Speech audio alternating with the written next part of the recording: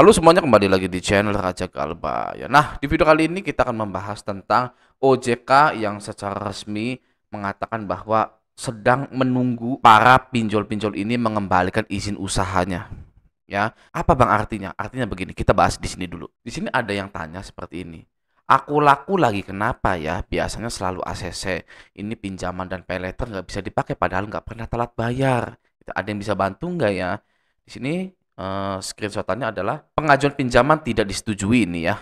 Maaf dikarenakan kualitas kredit Anda saat ini tidak memenuhi ketentuan hingga pengajuan pinjaman kali ini tidak lolos verifikasi. Harap selalu bayar tagihan Anda tepat waktu agar dapat menikmati pinjaman dan fasilitas kredit lainnya. Nah, tidak pernah telat tapi di sininya kualitas kreditnya jelek dan disarankan selalu bayar tagihan Anda tepat waktu. Di video sebelumnya, video saya itu ada Kredivo yang sudah mulai susah juga untuk meminjamkan dana dan mendenda 1 bulan angsuran bagi orang-orang yang telat. Ya, coba bayangkan, denda 1 bulan untuk orang-orang yang telat. Nah, ternyata ada seperti ini guys, ya di sini. OJK ungkap ada 4 multi finance dan 9 pinjol modal cekak. Otoritas Jasa Keuangan atau OJK mengungkapkan ada 4 dari 146 perusahaan pembiayaan yang belum memenuhi ketentuan modal minimal 100 miliar dan 9 dari 96 perusahaan peer-to-peer lending, P2P lending yang belum memenuhi ekuitas minimal 7,5 miliar ya. Jadi ada 4 leasing ya yang belum punya 100 miliar dan 9 pinjol yang nggak punya 7,5 miliar. Pantas saja pada banyak ya yang tidak di ACC di sini.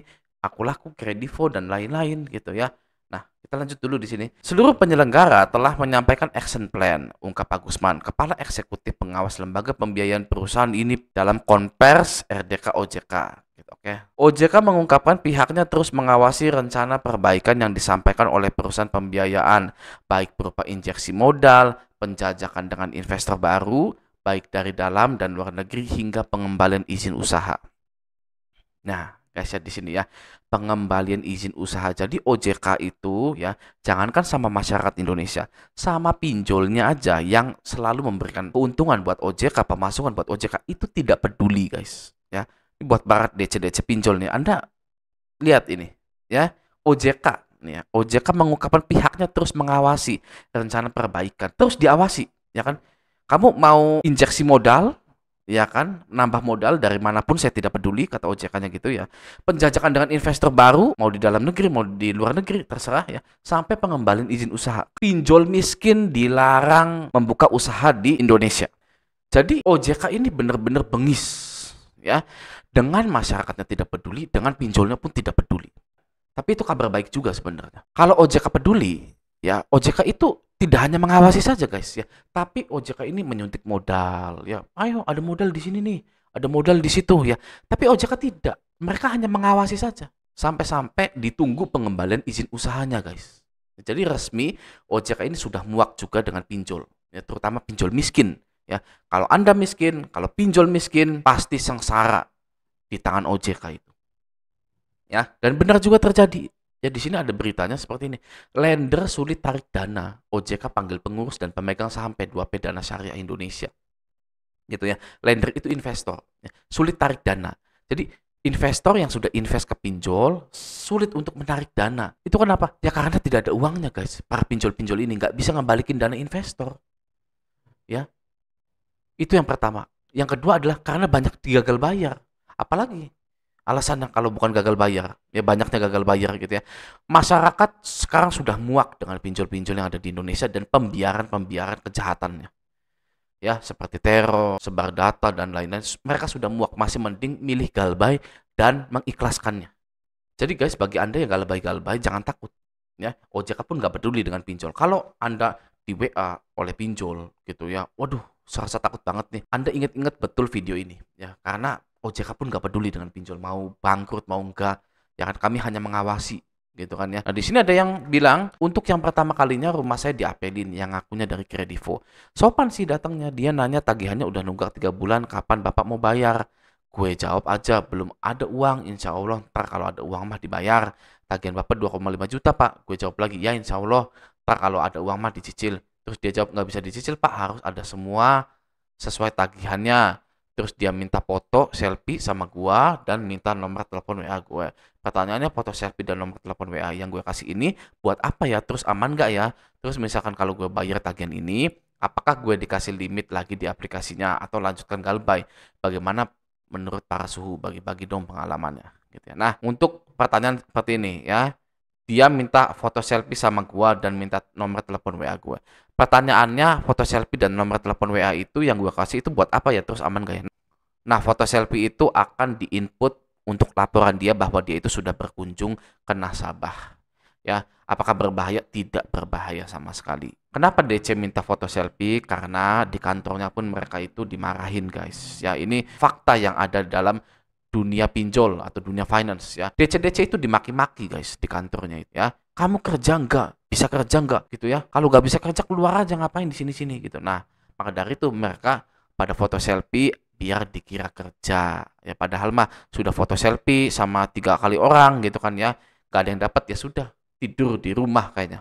Lalu terus misalnya kalau gue bayar tagihan ini, apakah gue dikasih limit lagi di aplikasinya atau lanjutkan galbay? Sudah nunggak 3 bulan ya. Kemungkinan tidak, kemungkinan besar tidak akan dikasih lagi gitu. Ya sudahlah ya, nggak usah panjal pinjol. Lalu tolong diloloskan suhu. Kemarin sore ada FC Alobank datang ke rumah, pas banget ketemu sama saya. Gak galak, termasuk baik sih, cuma dia maksa kapan bisa bayar dan dikasih keringanan dari 2,3 jadi bayar 1,5. Masalahnya belum semua tagihanku keluar, total pokoknya 3 juta. Kalau nggak salah udah aku bayar 4 kali 500-an sebulan. Katanya program hapus denda prinsipal gitu aku nggak paham. Nah, dia ngasih waktu sampai hari Kamis, aku nggak ada janjikan tanggal kapan bayar, tapi dia maksa. Kira-kira bakal datang lagi nggak ya yang pernah diapin FC Alobank? Tolong dong bagi pengalamannya. Yang tanya Alobank apakah ada FC-nya? Ini ada FC-nya, guys ya, Alobank ini ya. Dan tidak galak, termasuk baik gitu. DC baik gitu ya, cuma maksa. Walaupun baik itu iya, guys ya. Jadi DC itu tidak ada teorinya, guys ya. Tapi kalau jadi administrasi, jadi CS, jadi customer service, jadi surveyor, jadi verifikator, jadi IT, jadi sales gitu, itu ada teorinya. Masih ada teorinya. Tapi kalau untuk debt collector itu tidak ada teorinya, guys. Anda silakan cari collection ya. Yang keluar itu collection seperti anting, gelang ya, kalau di Google itu ya. Tidak ada yang mengajarkan Anda menjadi debt collector itu. Nah, makanya yang namanya DC itu hanya bisa maksa, guys ya. Karena itu adalah satu-satunya pekerjaan dia ya. Datangnya nasabah, maksa minta bayar.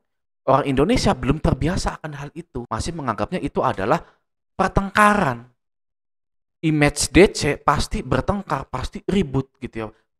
Betul, karena apa? Karena teori kerjanya itu tidak ada. Mereka itu hanya bisa kunjungan dan maksa. Minta kapan bisa dibayar. Ngapain kita pusing-pusing uang kerjaannya DC itu seperti itu? Oke, jadi kalau misalkan pertanyaannya datang lagi nggak ya? Nggak apa-apa datang lagi juga. Ya kan? Anda sudah ngadepin sekali. Nanti kedua kali, ketiga kali, 4 kali, 5 kali. Saya jamin sudah kelima kali biasa aja. Aduh, si FC ini datang. Iya mas, silakan masuk gitu ya. Kalau misalkan baik DC-nya, kalau nggak baik nggak usah ditemui. Keunggulan orang yang sering menemui DC itu santai ya.